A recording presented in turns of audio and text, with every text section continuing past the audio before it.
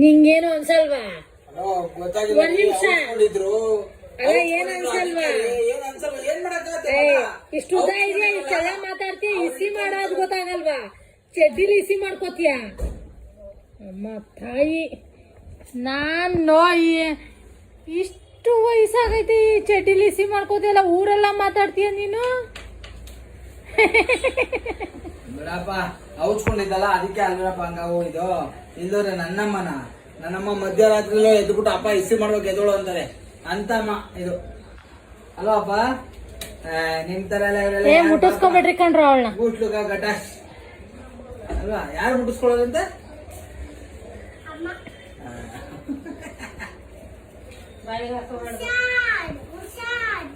ನಾವ್ಯಾರು?